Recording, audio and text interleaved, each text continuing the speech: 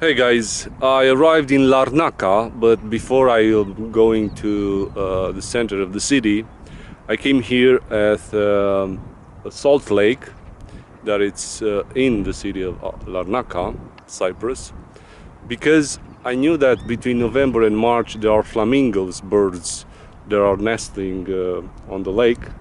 So I came to see them, and they are behind me. So let's catch some images of them if I can. They are pretty far. They were close at one point when I arrived, but obviously they are going looking for safety.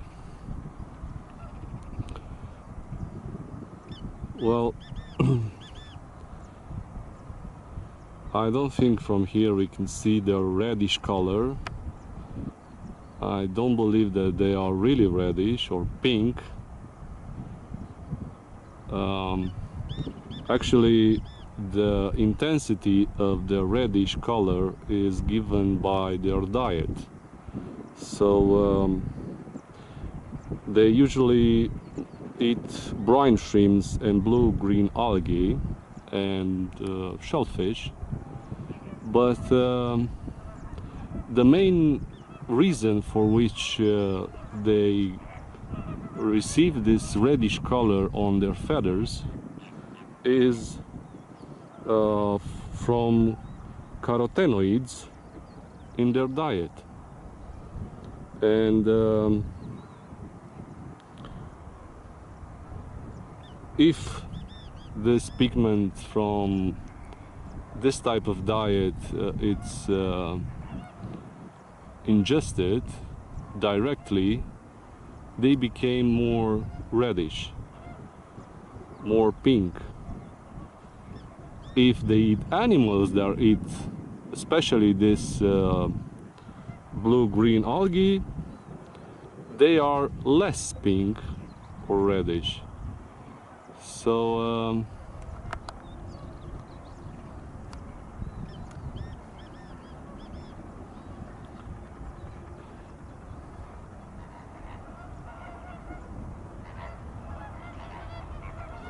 well, the question is why these animals are the only ones that are getting this color from their diet. Well, I think it's something related with their liver, because their liver is has the capacity to break down into pigments this kind of food.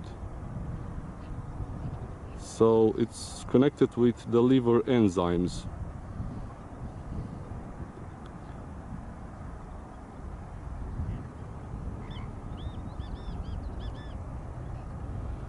The name of those birds, it's coming from Flamingoes. It's a Spanish-Portuguese name, which means flame-colored. And I'm sure that you observe at one point that this birds are standing on one foot usually, even when they eat. But the reason is not fully understood. Some says that it's to preserve energy or to keep their body heating at a certain level, and who knows. We'll learn more about that in the future. Larnaca is well known for multiple landmarks. The first one is the Church of Saint Lazarus.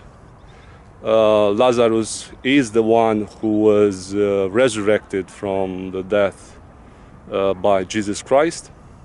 He came here in Cyprus after he was resurrected, because there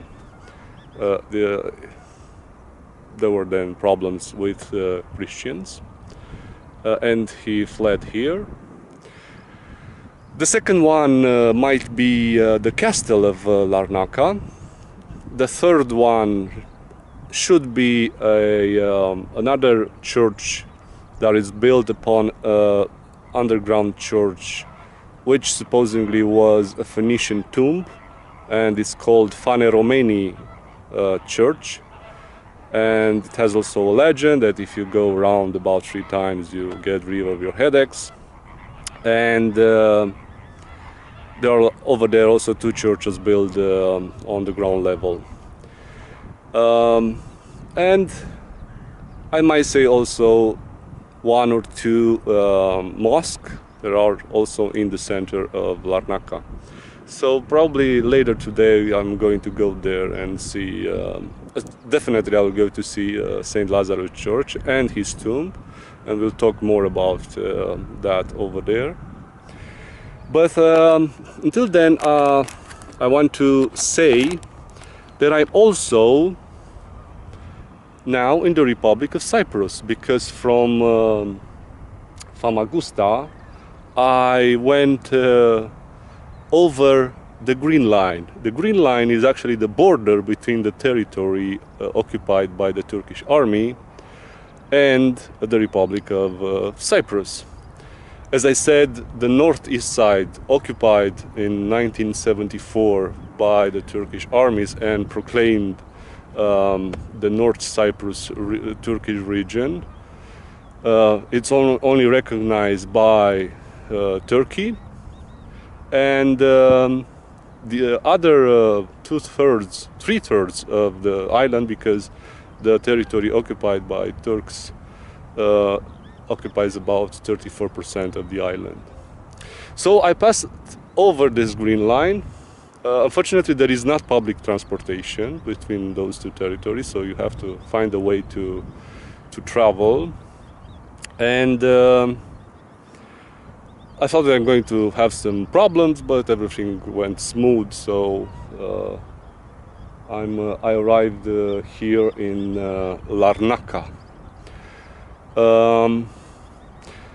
I will start by saying that Larnaca, and actually the entire island, was inhabited since probably 10 millennium before Christ. And the first ones who settled on this island were the Mycenaeans, and that definitely happened somewhere in the 2nd millennium before Christ. In the 8th millennium, as I said about that Phoenician tomb here in Larnaca, the Phoenician came around here. Then the Persians in the Achaemenid Empire took the island for a while, until Alexander the Great in the 4th century conquered the island from the Persia. And then was the time when this island was fully Hellenized, and then the Romans came. It happened actually somewhere in the 1st century after Christ. And we'll talk later about the more modern history. But today I think it's a beautiful day. The lake, it's beautiful. I think during the summer it gets dried, and in the ancient time they used to gather salt from the bottom of the lake, but in the last years gathering salt is prohibited, because it is said that it's not eatable.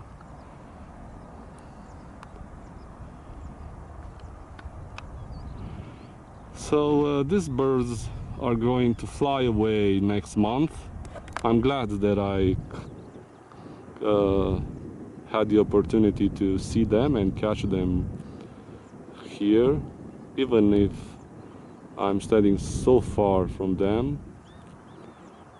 It's a small colony, but to me it's enough.